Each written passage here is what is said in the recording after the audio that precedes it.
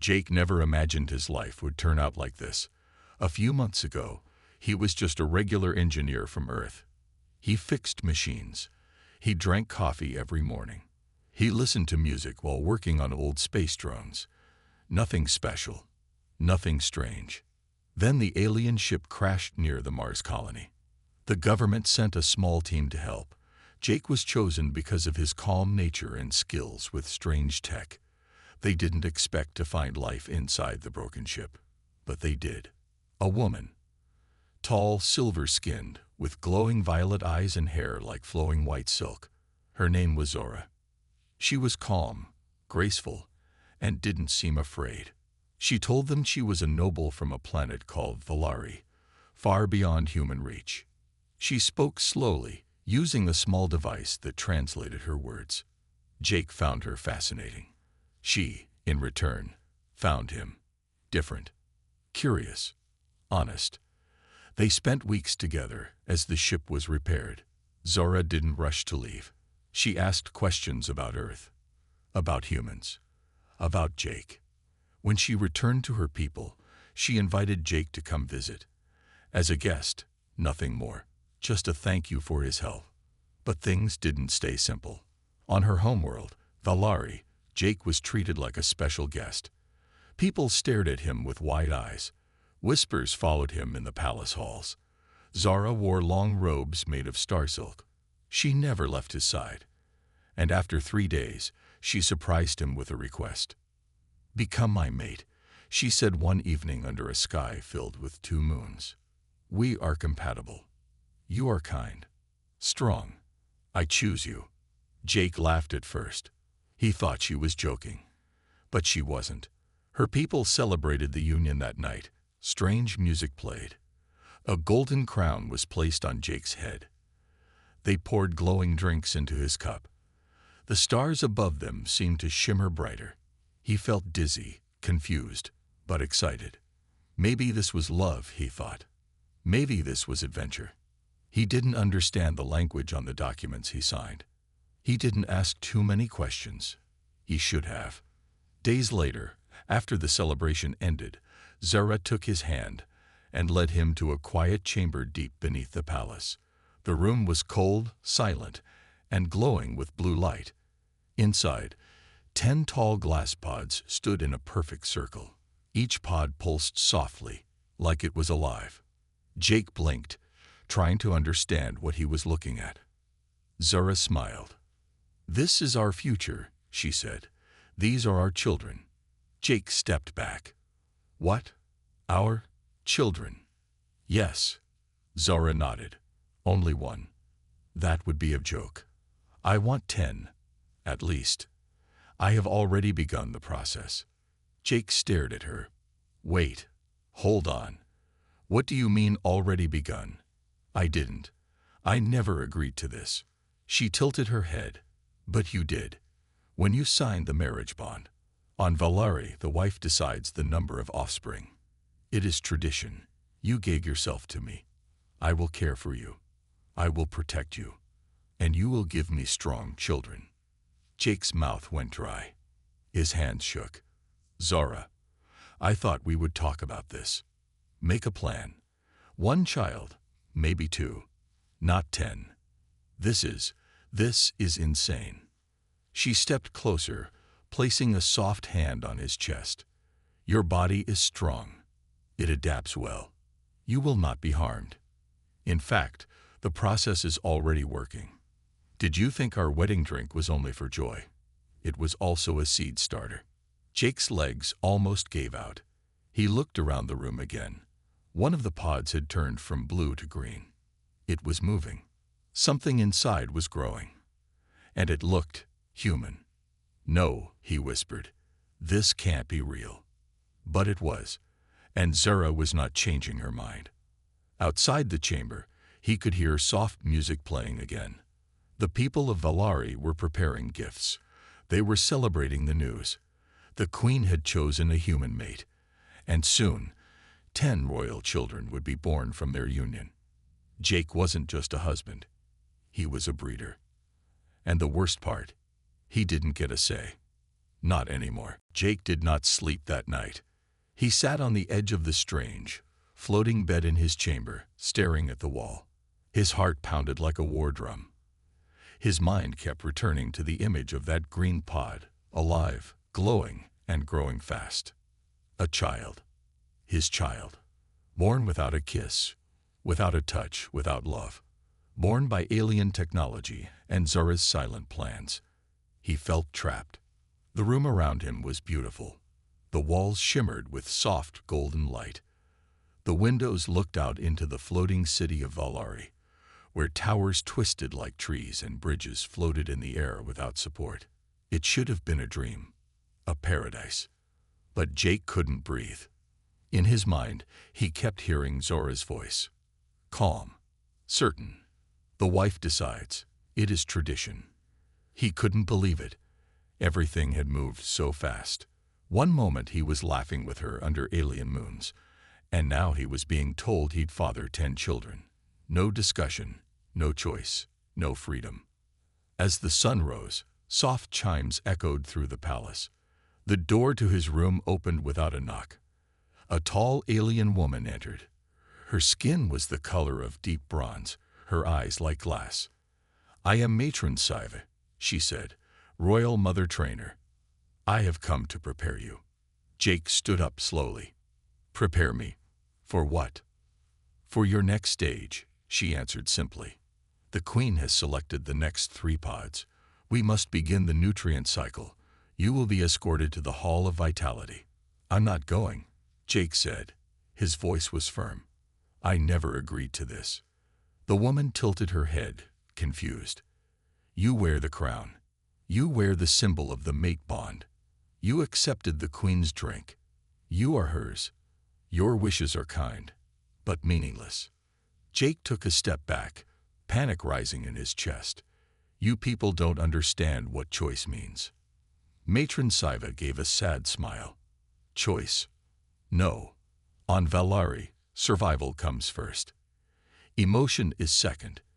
You are chosen for your strength. You are rare, useful. That is why you are here."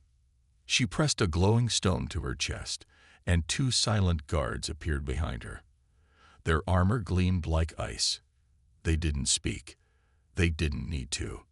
Jake was escorted, gently but firmly, down the long silver halls of the palace, past murals of glowing stars and winged beasts.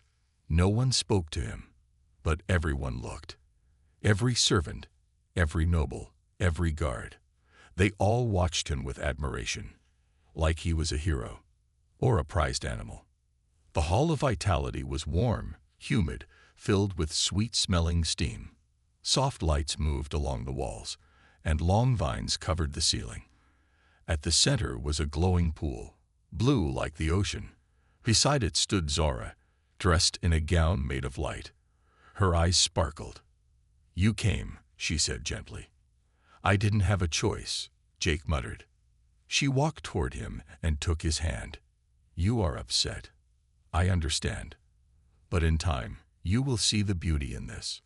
He didn't pull his hand away, but he didn't smile either. "Zara, you should have told me. Back on Earth, we talk about things like this. We decide together." "I know," she said softly, "but this is not Earth, and you are not just my mate. You are part of something bigger now." Before he could reply, the vines from the ceiling dropped slowly and wrapped around his arms.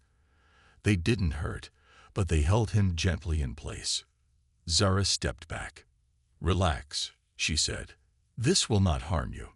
The blue pool began to glow brighter. Mist rose around him. Strange music began to play, deep and soft, like a heartbeat. Then, from the mist, small floating lights appeared. They hovered around his chest, then sank into his skin like soft sparks. He gasped. It didn't hurt, but it was overwhelming. His mind filled with warmth. Images. Visions. He saw himself holding a baby with bright silver eyes. He saw Zara smiling. He saw a home in the clouds. He saw 10 children laughing as they ran across a field of floating stones.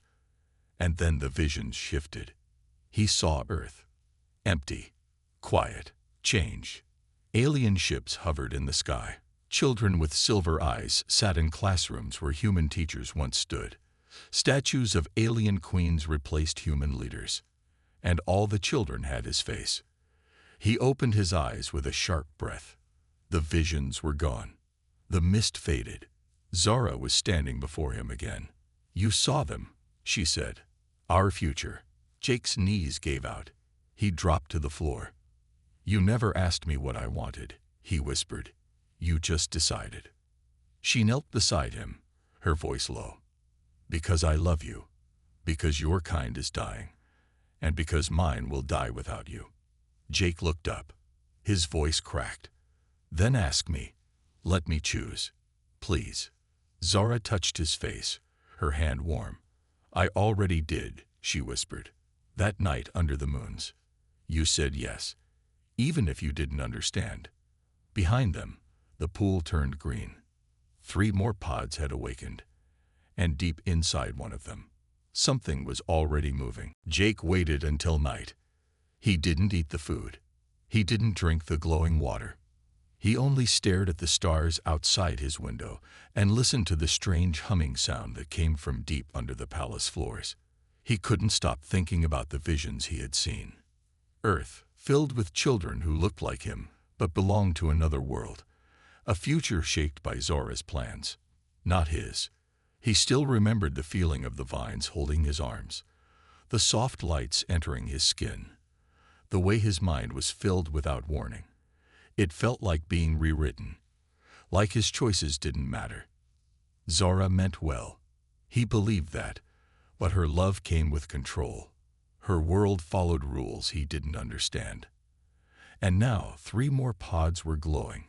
He hadn't even touched her, and yet soon there would be 4 children calling him father. He couldn't let this continue. So he waited. When the guards outside his door changed positions for the night, Jake made his move. He had spent the last 2 nights pretending to sleep, memorizing their steps. The Valari guards were tall, strong, but they trusted too much in their own power. They didn't expect a human to act like this. He slipped into the hallway wearing a servant's robe he had hidden under the bed. The palace halls were dim, quiet, filled with the soft glow of floating stones. He moved fast, heart racing, footsteps silent. Jake didn't know where he was going. He only knew he had to get out. He had to find someone, anyone, who could help him send a message back to Earth, or at least help him understand what the hell was really happening. He passed gardens that floated in the air, bridges made of glass, rooms where alien nobles danced without touching the floor. It felt like walking through a dream, a beautiful nightmare. Finally, he saw a door that looked different. Small, old, not made of gold or silver or light, but stone. There were no guards, just a single glowing symbol above it. He pressed his hand against it. The door opened with a low hiss. Inside was darkness. He stepped in. The door closed behind him. For a few seconds, he couldn't see anything. Then, slowly, lights began to flicker on, dim and cold, like stars trapped behind smoke. The room was filled with machines, screens, dust, and in the middle, a cage. A golden cage. Inside the cage sat a man, a human. Jake froze. The man looked up slowly. His beard was long and gray. His skin was pale, his eyes tired.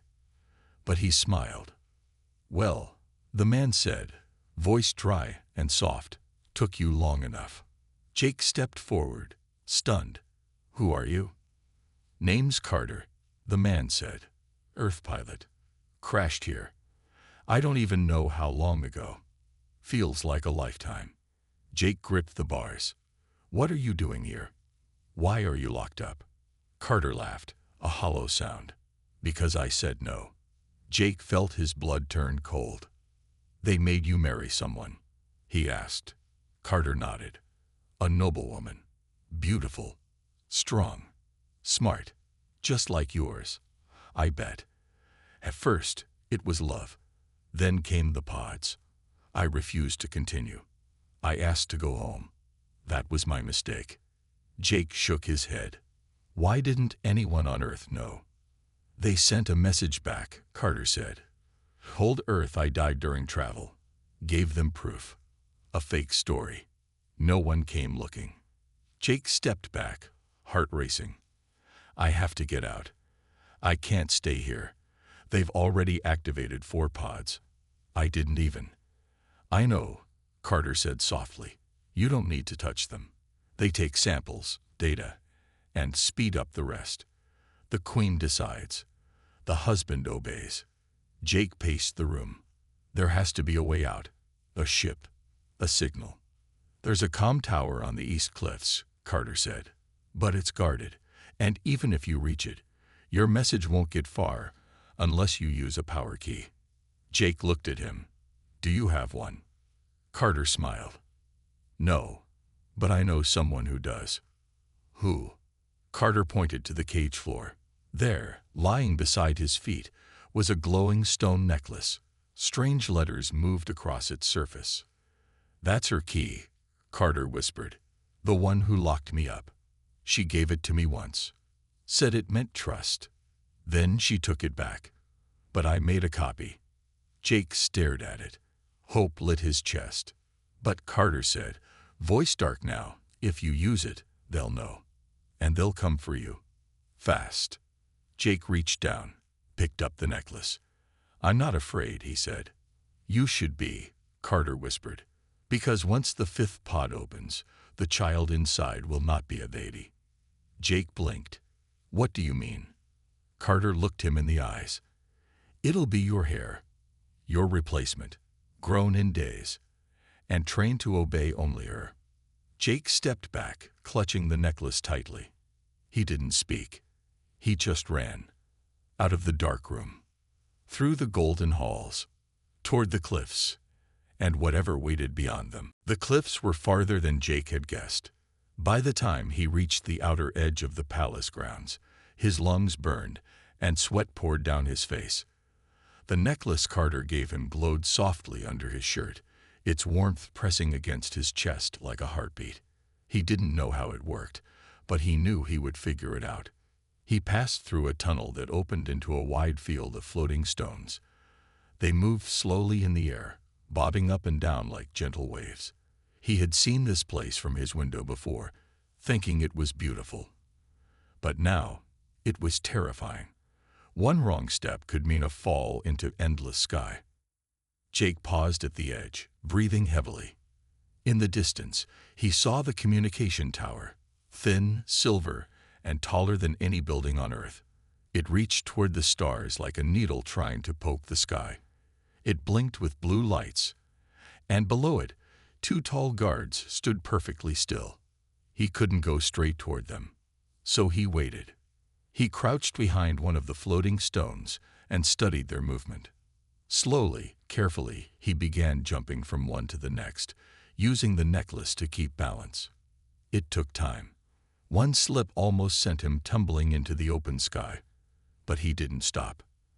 At last, he reached the tower's base. He crouched low in the shadows and waited for the guards to turn away. Then he slid toward the metal door, holding the necklace out. A small screen lit up. Strange symbols appeared. For a second, Jake panicked. He didn't understand the language. But the necklace pulsed. The screen flickered.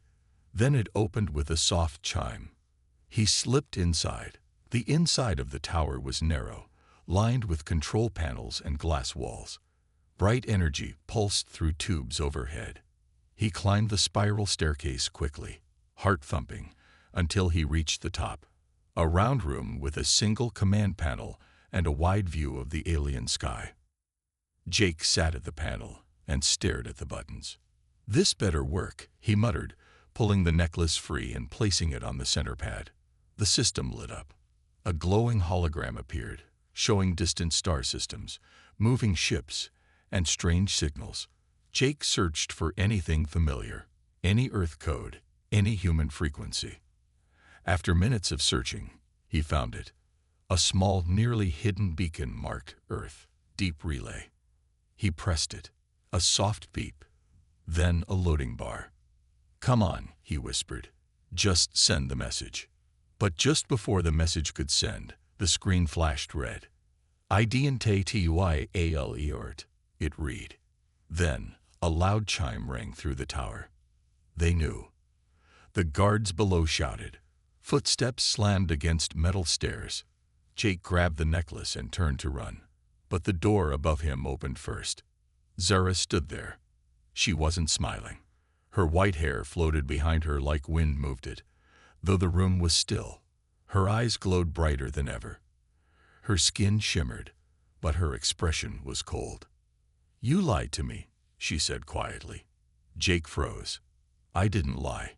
You never gave me a choice." Zara stepped closer. "I gave you everything. A crown, a home, my love. You gave me 10 children without asking." Jake said, "You turned me into a tool." Zora blinked slowly. "You were chosen, not forced." "That's not how humans love," he said. She looked away for a second. "You tried to contact Earth. Do you know what that means? It means war, Jake. Your planet doesn't trust mine. They fear us."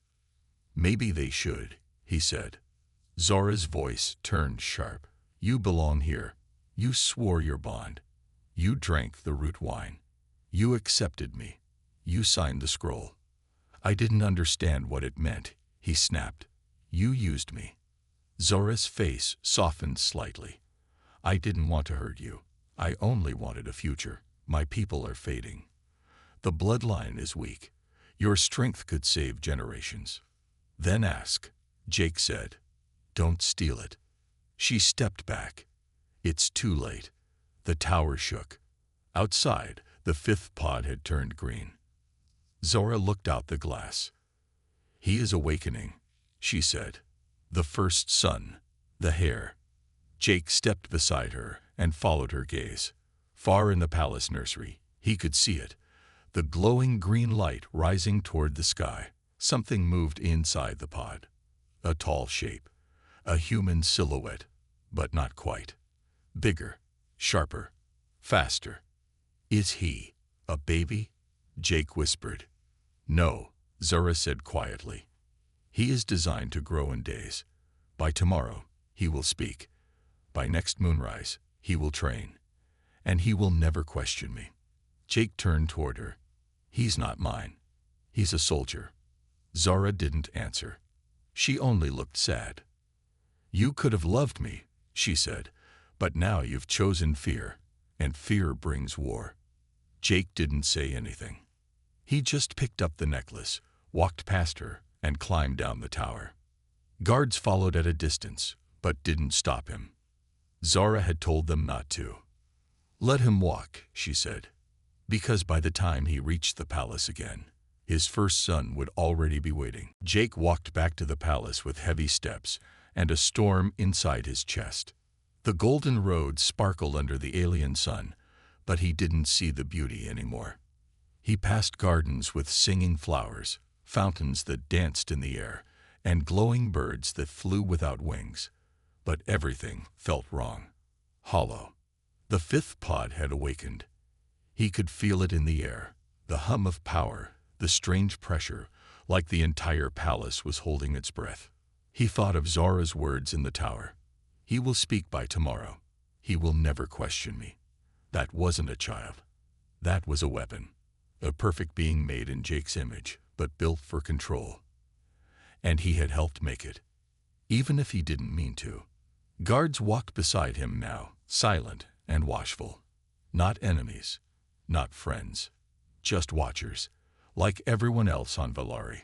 When he entered the palace gates, a tall servant approached him with a bow. "Queen Zora asks for you in the child chamber," the servant said softly. "She wishes for you to meet the heir." Jake hesitated, then nodded. He was done running. He needed to see what they had created. He needed to face it. They led him through new halls he hadn't seen before, deeper, quieter. The walls were darker here. Made of stone, not light. The air felt heavier. Finally, they stopped at a giant door with silver carvings. The symbol of Valari royalty glowed at the center. The servant touched it, and the door opened with a slow hiss. Inside was a wide chamber, circular, with 10 tall pods lined up along the walls, 5 of them still blue, 4 green, and one open. Standing in front of it was the hare. Jake stepped forward slowly. The boy, if you could call him that, stood tall and straight, already the size of a teenager. Muscles beneath smooth skin, hair black like space, eyes silver and glowing. His features were sharp, too perfect, unnatural, like someone had carved them with a blade instead of nature. The boy turned his head and looked directly at Jake. "Father," he said in a calm voice. Jake stopped. "You know me?" he asked. "I was designed to," the boy replied. "I carry your DNA, your language, your memories. I know everything you know." Jake's throat tightened. That's not how it works. You can't copy a person by stealing their blood." The boy blinked. "I am not a copy. I am the better version, built for what comes next." Zara stood in the corner, watching silently. Jake turned toward her. "You made him in my image. Why?" She stepped forward, her voice soft. "Because you are strong, but your heart is divided. He will not have that weakness. He will be the bridge between our worlds, the first of a new line." "He's not real," Jake said. "He's a weapon." "He's your son," Zara replied. The boy stepped closer. "I do not hate you, Father, but I do not need your permission." Jake's hands shook. He looked around the room, at the other green pods. "Are they all like you?" "Different designs," the boy said. "Some stronger, some smarter, all loyal." Jake took a step back. "You can't raise an army using my face." Zora frowned. "It is not an army. It is survival. Earth grows hungry. Valari grows weak. Together, our children will fix both." Jake's eyes narrowed. "By replacing humans, by erasing choice." Zara said nothing. The boy turned again and walked to the center of the chamber, where a long mirror stood. He stared at his reflection for a moment. "I understand why you fear me," the boy said, "but fear is what makes you small." Jake clenched his fists. "You're not my child." The boy looked back. "But I will always call you father." Zara walked to Jake's side. "I never wanted to hurt you," she said. "I only wanted to protect my people, and to give you a future beyond the stars." Jake looked into her eyes. "Then tell me the truth. What happened to the others? The other human mates?" Zara looked away. "They broke," she said finally. "Some ran. Some resisted. Some were taken by madness. They were not like you." Jake's chest tightened. "What did you do to them?" "They were set free," Zara whispered. "Their minds could not hold the bond." "Set free," Jake repeated. "Or locked away, like Carter." Zora's silence was the answer. Jake stepped away from her. The boy, his son, still watched quietly, as if studying him. "I won't let you use me again," Jake said. "This ends here." Zara stepped forward. "You can't stop the pods." "Maybe not," he replied. "But I can stop you." The chamber fell silent. The hare tilted his head. "Will you fight your own blood?"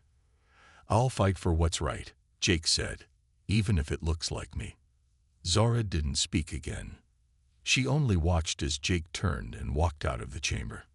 And behind him, the boy stared at the door, his glowing eyes unreadable. Jake didn't sleep again. He wandered the palace corridors long after the moons rose over the silver towers. The once beautiful lights now felt cold. The music in the gardens no longer sounded sweet. It all felt like a trap wrapped in silk, soft, shining, but still a cage. He couldn't get the boy's face out of his mind. His voice, "I do not hate you, Father, but I do not need your permission." That wasn't a child. That was a message, a warning, a future already written in someone else's hands. Jake thought about running again, escaping Valari altogether. But even if he reached a ship, where would he go? Earth. Would they believe him? Would they start a war? Would he bring danger to his own people? He couldn't run anymore. He had to change the rules from inside. By the time the twin suns rose over the crystal sky, Jake had made a decision. He walked straight to the throne chamber where the alien council met. A circle of tall beings in long robes, faces covered in silver masks, voices that echoed like wind through hollow stone. They looked at him with mild interest, like someone had brought a strange animal into the room. Jake didn't bow.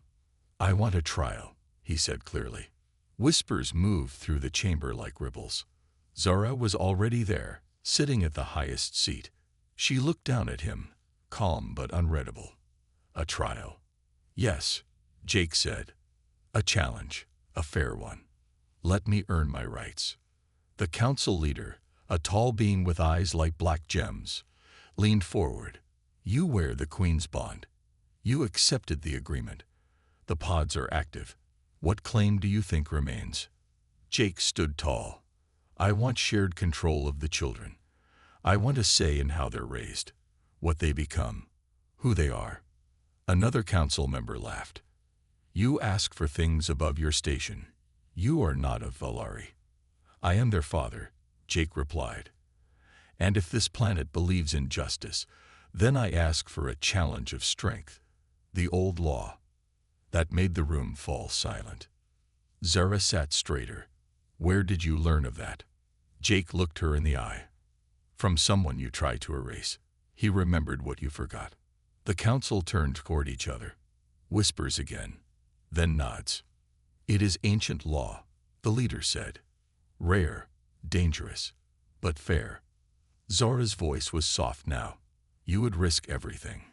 Jake nodded. "If I survive, I get equal right to decide what happens to the children. No more secrets, no more silent decisions." "And if you fail?" one asked. Jake looked down, breathing slowly. "Then I become one of your broken ones, just like the others." The chamber was silent for a long moment. Then the leader spoke. "Accepted." The decision echoed through the palace like thunder. Later that evening, Jake stood in a massive circular arena carved into a floating mountain. A storm of glowing wind circled above. The ground below was marked with old symbols, battle sigils of a culture that hadn't used them in centuries. The seats above were filled with citizens of Valari, whispering and pointing. Most had never seen a human before. Fewer had ever witnessed a challenge trial. It was old magic, old law. And in the center of the arena, waiting for him, was his opponent. Not a warrior, not a beast, but the hare, the boy. Jake stood across from him, breathing hard. The boy was dressed in silver armor, thin but strong. His eyes glowed like stars. He looked calm, confident, like someone who had already won. "I don't want to fight you," Jake said. "But you will," the boy replied. "Because you're afraid of what I might become. I'm afraid of what you already are." A bell rang. The challenge began. The boy moved fast, too fast. Jake barely dodged the first strike, a glowing blade slicing the air near his face. He stumbled back, heart racing. This wasn't just training. This was real. The crowd watched in silence. Jake tried to reason with him between moves. "You don't have to do this." The boy didn't stop. "This is my purpose, my design." They clashed again. Jake grabbed a staff from the side and blocked a strike. He fought not with skill, but with heart. He didn't want to hurt the boy, but the boy had no such limit. Blow after blow, Jake started to bleed. His arms were cut, his legs burned, but he kept standing. Then something changed. The boy hesitated. For one moment, he looked confused, like something wasn't right. Jake took the chance. He dropped his weapon and stepped forward. "I won't fight you anymore," he said, loud enough for the crowd to hear, "because I'm not here to destroy my own child. I'm here to show him he's more than programming, more than orders. He's human too." The boy froze. The arena fell silent. Zara stood up in the royal box, her eyes wide. Jake held out his hand. "I forgive you," he said. "You didn't choose how you were made, but you can choose what you become." The boy looked at his blade, then at his hand. He dropped the weapon. The crowd gasped, and the sky shifted. The council stood. Zara slowly stepped down from her seat, walking toward the arena. She looked at Jake, then at the boy. "You passed the challenge," she said, "not by force, but by something greater." Jake nodded, breathing hard. "Then let it be known," the council leader announced, "that from this day, Jake of Earth shares equal authority in the raising of the heirs of Valari." The arena filled with light, and Jake, broken and bleeding, smiled for the first time in days. He had changed something, and for the first time, he had chosen it. The days that followed the trial were quiet, but nothing felt the same. The palace no longer felt like a trap. The walls still shimmered, the skies still held floating bridges and silver moons, but something had changed inside them. And something had changed inside Jake too. He had earned something no other human on Valari ever had: respect. Not because he fought harder or bled more, but because he chose not to become like them. In a world that tried to control him, Jake had chosen compassion. And somehow, that choice had shifted everything. The heir, his son, was no longer the same either. He didn't wear the silver armor anymore. He asked questions now. Real questions. He stopped walking in straight lines. He started laughing, just a little. He even got bored once and asked Jake how to play. It was awkward at first, but slowly they started building something real. Zara watched this with quiet eyes. She didn't speak much during those days. She spent long hours alone, standing in the Hall of Pods, staring at the six that still pulsed blue. Jake found her there one evening, her hand resting lightly on one of the pods. He stepped beside her. "I know you meant well," he said softly. She nodded. "I thought control was love. I thought planning everything would save us." He looked at her. "You're not the only one." She turned toward him then, her expression softer than he'd ever seen it. "You changed everything." "No," he said. "We did." They stood in silence. The council allowed Jake to redesign the parenting plan. Each child would grow naturally now. No speed growth, no artificial minds. They would be born and raised over years. Slowly, properly. He would be there. And so would Zara. They were still different. Still from two worlds. But they had something new between them now. Truth. As time passed, the people of Valari began to change too. They started watching humans differently. Not as resources, but as equals. Some asked to learn Earth languages. Others began sending peaceful messages toward human colonies. A cultural bridge had begun, and at its center stood a man who was never supposed to be more than a mate. Jake walked the palace now not as a prisoner, but as a father, a voice, a part of history. One afternoon, as he rested in the sky garden with the hare beside him, now just called Alien, a name he chose himself, the boy pointed to the stars and said, "One day, I want to see Earth." Jake smiled. "You will." "Will they like me there?" Ellen asked. Jake looked at him and said honestly, "Some will, some won't, but you'll be more than a symbol. You'll be a person, and people can surprise you." Elin nodded. "I don't want to be perfect anymore." Jake chuckled. "Good. That makes two of us." Later that night, Zara joined Jake on a balcony where they could see the floating city lights. She poured him a glass of starlight water, and for the first time, they sat together with nothing between them. Not control, not tradition, not fear, just two people who had chosen to try again. Zara looked at him with a small smile. "Do you still fear me?" He looked into her glowing violet eyes and said, "No, but I do respect you, and I want to understand you." She nodded slowly. "Then maybe one day, we try again. The way your kind does. Slowly, Jake raised his glass. One day, the wind moved gently through the garden trees. Somewhere below, the pod chamber glowed softly, but this time, the light felt like hope, not pressure. And far above them, the stars burned quietly, waiting for whatever came next. The man who once thought he'd have one quiet child now had 5 green pods and 5 blue ones, a curious alien son, a royal wife, and a place in a world he never meant to change. But he did. Not with power, not with war, with something far stronger: choice. And that changed everything.